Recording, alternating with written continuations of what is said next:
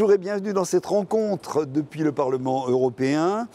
Bonjour à vous, Isabelle Thomas, vous êtes députée socialiste et démocrate. Marie-Pierre Vieux, vous êtes députée gauche unitaire européenne, gauche verte nordique. C'est la première fois qu'on voit sur ce plateau. Merci d'être venu également. Alors, on va parler avec vous des universités tout à l'heure. Mais avant cela, je voudrais quand même qu'on évoque un événement politique qui s'est déroulé au cours de cette session et qui concerne la gauche, on va le dire. Donc on va parler sans détail. 2 députés européens, dont une députée européenne qui font partie de la délégation française socialiste et démocrate, ont quitté le Parti socialiste français et pour rejoindre donc un autre parti, le parti de Benoît Hamon. Ces 2 députés, c'est Guillaume Balas et c'est vous, Isabelle Thomas. Pourquoi vous avez quitté ? Oui, j'ai quitté le Parti socialiste hier. Je l'ai quitté pour deux sources de raisons, on va dire. Oui. Une première qui est un peu négative, qui est le fait que je considère que mes convictions n'étaient plus en adéquation avec le Parti socialiste français. Il y a eu le lourd passif du quinquennat et mes convictions n'étaient plus en adéquation. Donc j'ai décidé, après 35 ans de bons et loyaux services, si je puis dire, de rendre ma carte. Et puis la bonne raison, et probablement ce qui m'a fait franchir le pas, parce qu'on ne franchit pas le pas que sur des raisons négatives, c'est que j'ai trouvé, lors de la campagne présidentielle de Benoît Hamon, non pas un projet, parce qu'il faut reconnaître qu'il n'était pas abouti, mais les germes d'un projet qui était totalement en adéquation, non seulement avec mes convictions, mais avec ce que je crois être les grands débats du monde qui vient. Le grand débat sur les mutations du travail et notamment la numérisation et la robotisation qui modifient considérablement le travail et qui devrait être une bonne chose puisqu'il devrait alléger... On ne va pas entrer dans le détail du programme, bien sûr, mais on peut en parler. Oui. Mais ça, c'est un des thèmes qui est connu de lui. Et de la répartition de la richesse qui ne suit pas. C'est-à-dire qu'il y a d'un côté, on pourrait s'en réjouir, moins de travail pour l'homme pour produire la même quantité de richesse, mais de l'autre, la répartition de la richesse captée par une infime minorité.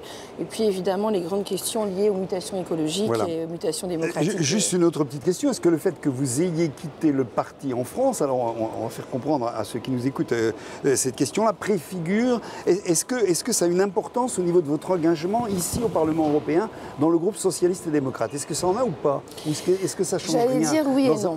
Dans un premier temps, ça ne change pas grand-chose. J'allais dire que je suis normande, pourtant je suis bretonne, mais non. Et oui et non, parce que d'un côté, je reste au groupe des socialistes et démocrates, duquel je suis encore pour l'instant vice-présidente, ça peut aussi changer.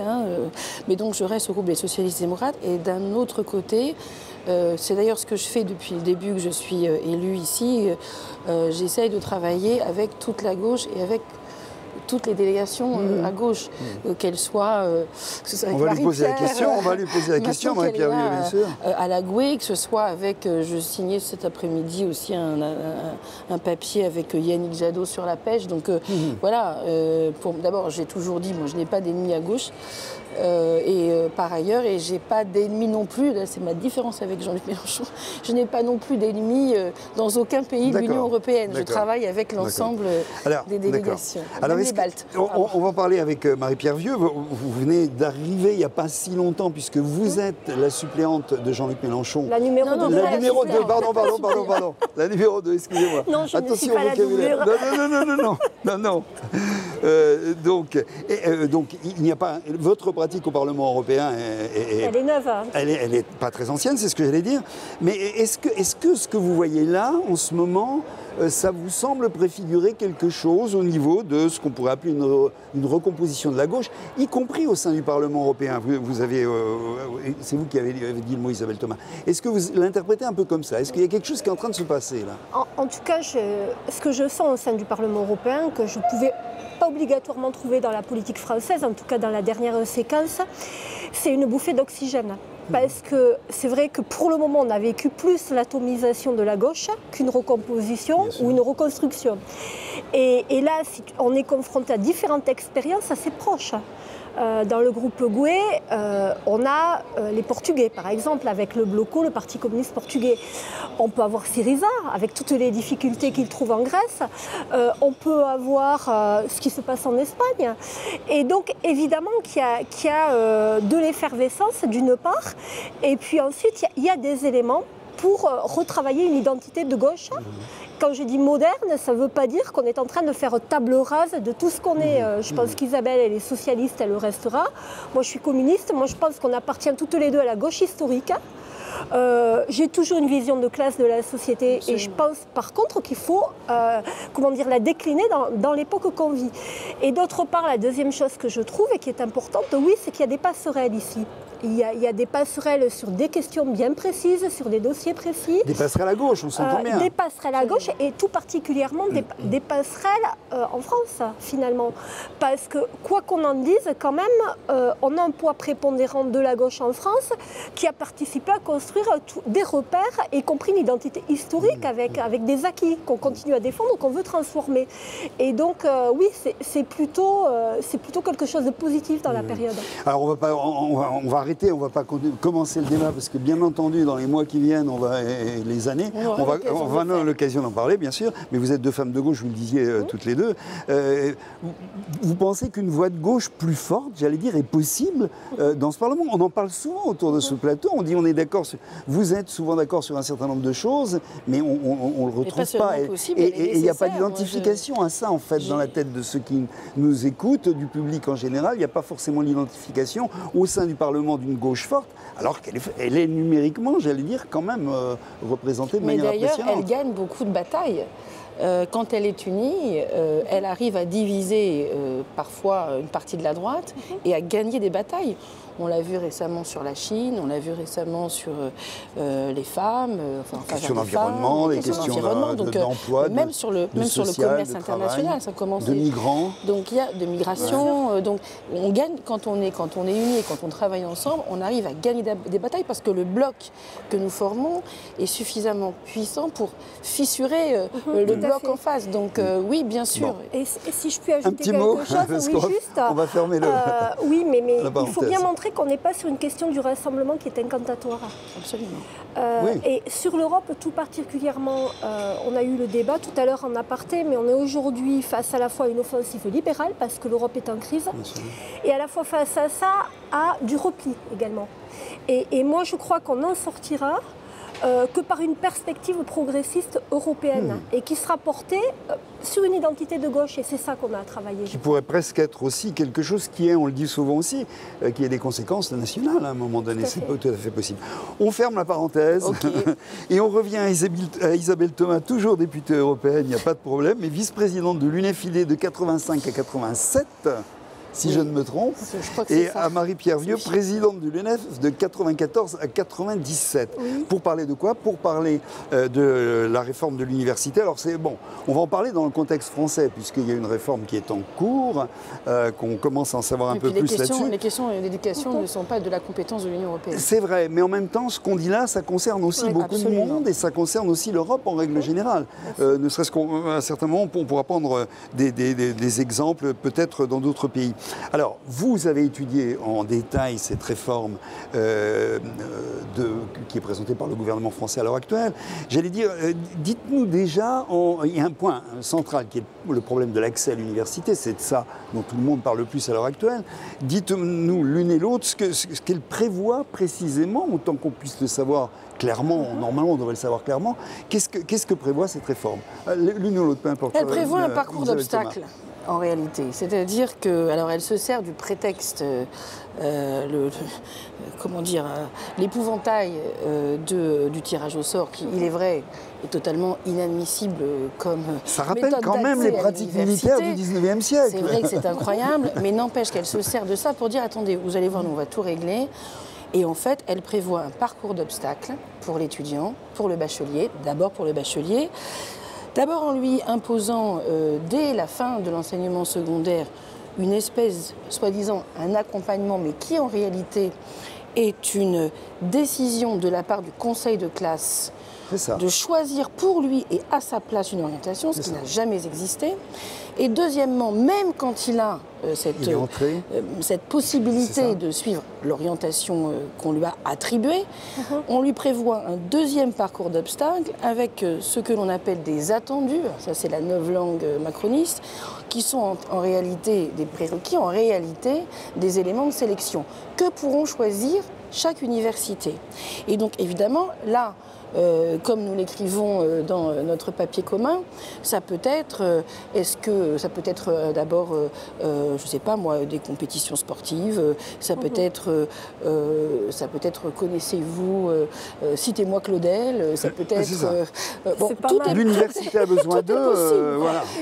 Et ça peut être surtout, et c'est là où moi ça me met en rage, ça peut être surtout ces fameux grands oraux de culture générale, comme on dit, qui sur le papier font très propre, très bien, mais qui en réalité sont des moyens de sélection sociale, parce qu'effectivement la culture générale, ce n'est que de la sélection sociale, et ça c'est très très on va en parler de la sélection sociale. Marie-Pierre Vieux, vos objections à vous voilà, ce sont les mêmes. Je pense qu'il faut ajouter le fait que comme ça se passe dans un contexte de privatisation rampante de l'enseignement supérieur, en tout cas d'autonomie des établissements, on a, si vous voulez, ce volant sélectif qui s'accompagne avec des universités ou en tout cas des établissements d'enseignement supérieur qui vont être en concurrence et inégaux les uns par rapport aux autres. Donc il est clair que sur ce parcours-là, eh bien, va s'ajuster un aspect d'injustice sociale. C'est-à-dire que les gamins, enfin je dis les gamins, maintenant je peux me le permettre,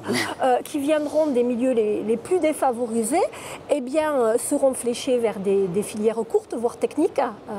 C'est pas du tout péjoratif dans ma bouche. Et on se retrouvera quand même avec ce qu'on a combattu depuis des décennies, c'est-à-dire une université à plusieurs vitesses, qui casse le droit à l'université pour tous et l'idée de démocratisation de l'enseignement supérieur. Pourquoi est-ce qu'on a voulu se battre ensemble avec Marie-Pierre? C'est parce que nous, on s'est battu il y a déjà 30 ans pour la démocratisation. C'est quoi la démocratisation de l'université? C'est l'accès au plus grand nombre. Lutter contre les déterminations sociales qui font que ce sont les classes les plus défavorisées. Justement, on ne soit pas en train de... qu'on essaye de briser cette logique d'élite qui revient toujours à la charge, notamment avec les libéraux. Et donc, y compris les batailles que nous avions gagnées dans le passé sont en train de s'effriter totalement. Donc on s'est senti un peu responsable. Vous êtes en train de dire on renforce ces déterminations sociales. Et par exemple, il est écrit, y compris dans une interview que j'ai lue du Premier ministre, que oui, c'est vrai, dit-il, ceux qui viennent de l'enseignement professionnel ou technologique auront un parcours à faire en plus, en gros, ils auront plus compliqué. Évidemment, ce sont des jeunes, je me rappelle, moi j'étais à Villetaneuse, Paris 13, donc université de banlieue, je me souviens très bien, déjà les jeunes bacheliers, quels qu'ils soient, mais des milieux, on va dire modestes, ils avaient tendance à essayer de faire un IUT ou un BTS parce que c'est des études plus courtes, donc qui coûtent moins cher aux parents. Et donc, si en plus on leur dit, ben non, mais en plus, vous allez faire une année en plus pour rattraper, etc. Bon, bah, le jeune, il va dire, ou la jeune, elle va dire, j'abandonne, quoi. Donc on va vraiment, c'est vraiment le parcours d'obstacles. Oui, une question tout de même, Marie-Pierre Vieux. Qu'est-ce que vous répondez à ceux qui disent, on ne peut pas ouvrir les portes de l'université à tous, l'université n'a pas les moyens de les accueillir, de leur offrir un enseignement de qualité, il faut bien opérer d'une manière ou de l'autre. C'est vrai ou c'est pas vrai, ça? Non, c'est faux, c'est un choix, c'est un arbitrage politique.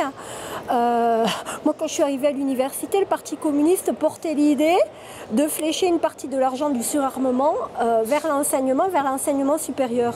Entre nous soit dit, entre parenthèses, moi j'ai connu le 1% culturel. En tout cas, je me suis battue pour le 1% culturel. Regardez où on en est de la pratique culturelle. Donc il y a un recul qui est global.